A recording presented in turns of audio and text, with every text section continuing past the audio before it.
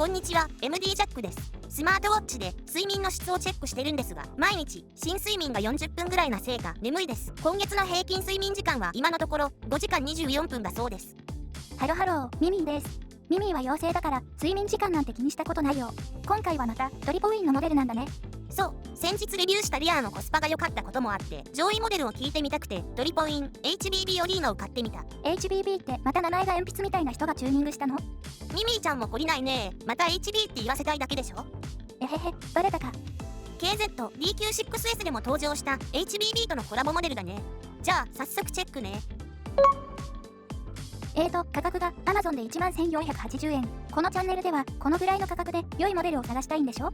そうだね。視聴してから決めるなら3万ぐらいまで、視聴なしなら15,000円ぐらいまでかな。上を見たらキリがないからね。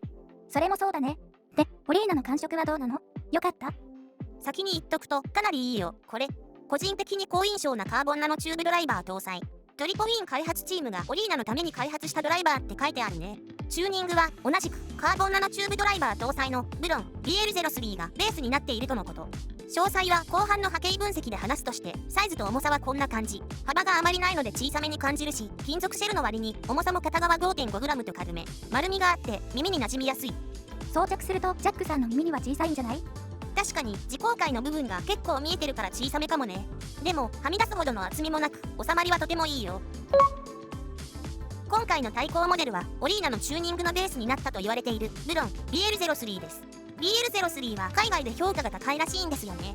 だから私も買って持っていたんですが、低域が結構すごいです。収録に使用したイヤピはいつもの通りファイナル E タイプ。ケーブルは今回もトリポウィンジェリーです。では音質比較動画です。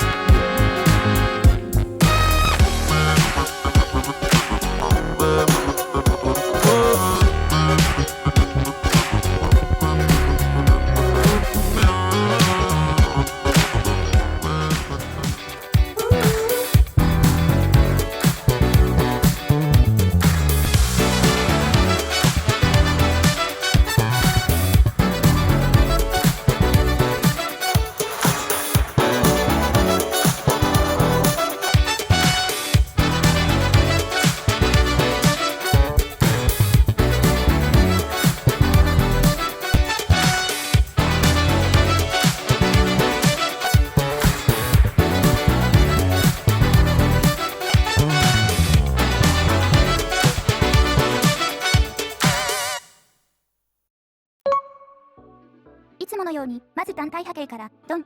なんかまた見たことあるような波形なんだけど、最近このパターンの波形ばかり見てるような気がする。低域聞いた感じではもっと出ているかと思ったが、それほど強くなかった。ベースの量感もほどほどにあって指引きの細かい部分も追いかけやすい。中域必要最小限の減衰ドンシャリ感は薄いね。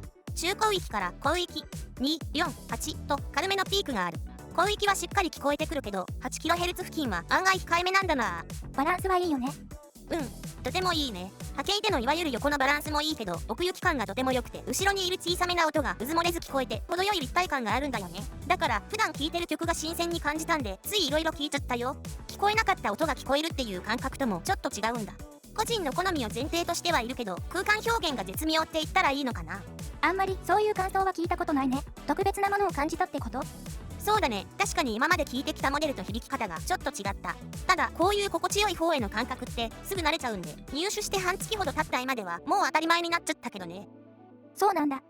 あと、トリポインジェリーにリケーブルして聞いてみたりしてるんだけど、気のせいか空間表現は付属のプレミアム4コア OCC ケーブルの方が広くて深く感じるんだよね。測定すると広域にわずかな違いは見られる。ジェリーはエッジがキリッとして少し濃密になった感じがするんだけど、オリーナの良い感じの空間が逆に詰まってしまったようにも感じたわ。なので、オリーナはちょっと曖昧さが残ってる方が味があるのかなと思った。よく見る波形パターンってさっき言ったけど、実際この辺のモデルが似てるかな。5モデルをピックアップしてみた。BQEYG、オータムが2万円台、その他3モデルが1万円前後、トリポインディアーが2980円と圧倒的なコスパの良さ。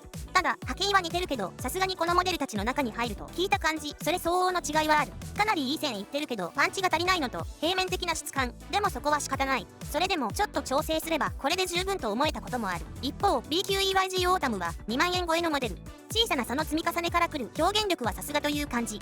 でも、このモデルたちの中にあって、オリーナは一歩も引けを取らない出来栄えで、むしろ空間表現は一歩リードしてる感さえある。特性が似ている中で響きの個性は様々なので、波形が似ているからといって、どれか一つあればいいんじゃないと思うかもしれないけどそうでもない。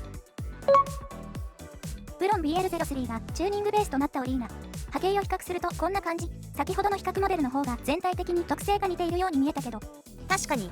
でも BL03 のレベルを上げてみると中高域が結構重なり、低域を調整することでさらに似てくる。これがオリーナの基本的なチューニングの傾向なんだろうなと。実際この状態で BL03 を聞いてみるとかなり似てた。でも低域は調整後も BL03 の方が存在感あったね。同じカーボンナノチューブドライバーを搭載した BL03 を1年前に買った時は2500円ぐらい。今でも3000から4500円ぐらいで買えるのでコスパはいいよね。でも久々に聞いてみてちょっと低域が強すぎな感じはしたね。低域が強いのに中高域が控えめなのがちょっと気になったかな。低域好きな人にはいいかもしれないけど、バランス重視のジャックさんにはあまり響かなかったんでしょ。そうだね。そしてオリーナはそのあたりが見事に調整されてる。オリーナを最初に聞いた時は軽い衝撃が走って、これはかなり好みだなって思ったよ。工程のバランスはもちろん奥行き感と空間表現が特に気に入ったね。全体的に鋭い BA ハイブリッドのような鋭い出音じゃないんで、改造感分離感だけで比べたら BA ハイブリッド機の方が有利だと思う。音楽制作の時にもきっちり分離する質感で聴きたいという要望だとオリーナはちょっと違う。だけど別々のトラックに入った音たちも最終的には2ミックスになるわけで、リスナーはそれを聞く。だから分離感も大事だけど、音楽として最終的にどうまとまるのかをミックス以前に知っておく必要はある。そういうシチュエーションでもオリーナは使ってみたいモデルだと思ったね。オリーナには独特の空間表現があって、音が滑らかに優しく耳に入ってくるんで、ついいろんな曲を聴いてしまって動画制作がなかなかはかどらなかったね。なんかかなり気に入ったみたいね。そうだね。今年聴いた中では一番いいんじゃないかな。BQEYG オータムもかなりいいんで、甲乙つけがたいけどオータムは価格が倍だから1万円ちょっとで買えるオリーナはかなり優秀だと思ったね。じゃあミミィも買っちゃおうっと。聞き逃すとちょっともったいないモデルなので、カーボンナノチューブの DD モデルが好きな人はぜひ。ということでトリポイン HBB オリーナのレビューでした。ではまた次の動画で。ご視聴ありがとうございました。MD ジャックチャンネルはイヤホンレビューを音と波形た言葉で表現します。チャンネル登録お願いします。